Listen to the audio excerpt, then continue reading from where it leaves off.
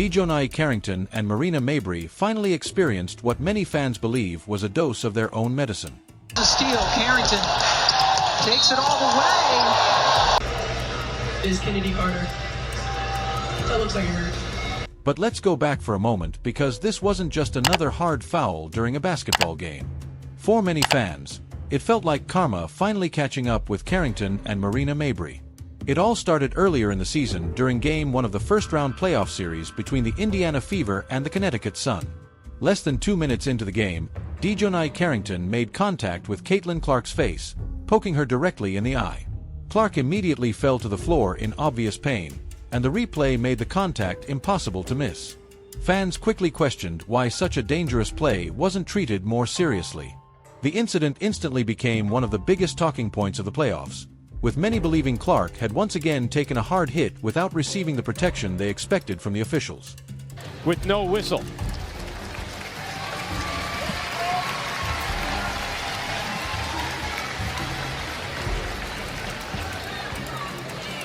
Now there's nothing Indiana. What upset fans even more happened after the play.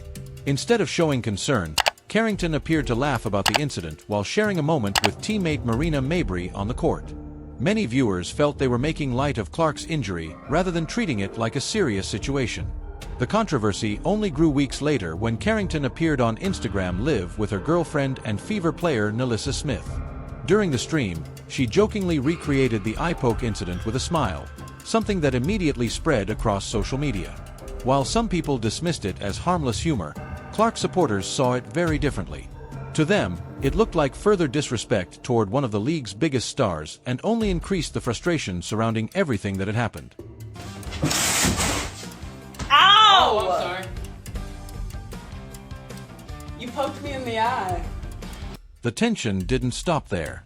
Just days after the eye poke incident, Marina Mabrey was involved in another controversial play against Clark during Game 2.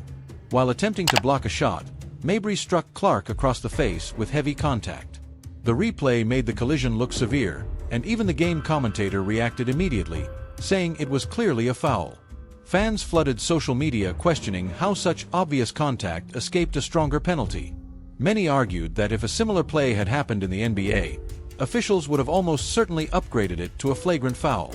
Instead, Clark once again walked away after taking another hard hit, leaving many supporters feeling that she continued receiving far less protection than other star players. She touches the basketball. That's what Burton did there. All over Caitlin going inside. As the playoffs continued, many fans believed the story had come full circle.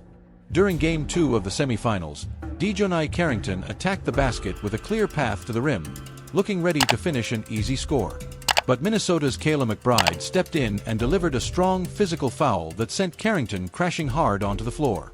The collision immediately grabbed everyone's attention inside the arena, and the replay showed just how heavy the contact really was.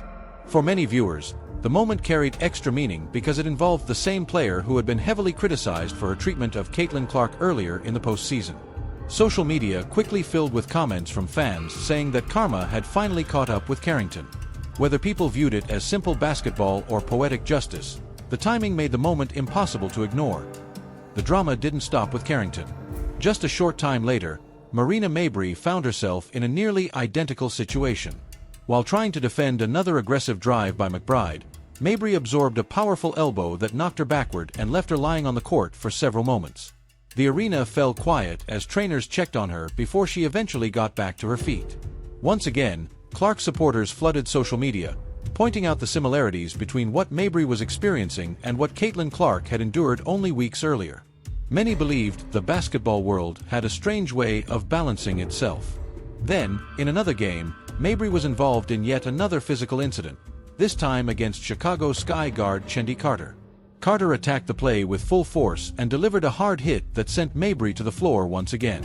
Officials ruled it a flagrant foul, but many Clark fans focused less on the penalty and more on the symbolism. To them, it looked like the same physical style of basketball that Clark had repeatedly been forced to deal with throughout her rookie season. Across social media, countless fans described these moments as instant karma, believing that players who had celebrated Clark's struggles were now finding themselves on the receiving end of similar physical plays. Is Kennedy Carter. That looks like it hurt. For Caitlin Clark supporters, These moments represented something much bigger than a few hard fouls during playoff basketball. Throughout the season, many believed Clark had repeatedly taken unnecessary contact without receiving the same level of protection given to other star players. They watched her absorb hard hits, face physical defense, and walk away from controversial plays while officials often allowed the action to continue. So when Carrington and Mabrey later became victims of similar physical moments, many fans saw it as a form of delayed justice. It wasn't that they wanted anyone to get hurt. Instead, they felt the basketball world was finally witnessing the kind of physical treatment Clark had been forced to endure all season long. Even though Indiana's playoff run had already ended, Clark's influence remained the biggest storyline surrounding the league. Her rookie season completely transformed the WNBA. Television ratings reached historic levels whenever she played. Arenas sold out weeks in advance. Millions of new fans began following women's basketball for the first time, and every Fever game became one of the league's biggest events. Her final playoff appearance attracted around 2.5 million viewers, numbers that demonstrated just how enormous her impact had become. After Indiana was eliminated, many fans noticed a clear drop in excitement surrounding the postseason. The WNBA Finals still attracted a respectable audience of around 1.1 million viewers, but it was noticeably lower than the attention Clark had been generating throughout the season. That difference only strengthened the belief that the Caitlin Clark effect was real. She had become the league's biggest attraction, bringing new audiences, fresh energy, and constant headlines wherever she played. Because of that, every major playoff moment continued to be viewed through the lens of Clark's season. Whenever Carrington or Mabrey ended up on the floor after taking hard contact, social media instantly connected those moments back to the earlier incidents involving Clark. Fans described it as basketball karma finally evening the score. Whether Clark was watching from home, recovering, or already preparing for next season didn't really matter. Her presence was still felt throughout every conversation surrounding the league. By the time the season ended, many believed Clark had already accomplished something bigger than winning a championship. She had changed the conversation around women's basketball, attracted millions of new viewers, and helped reshape the future of the league.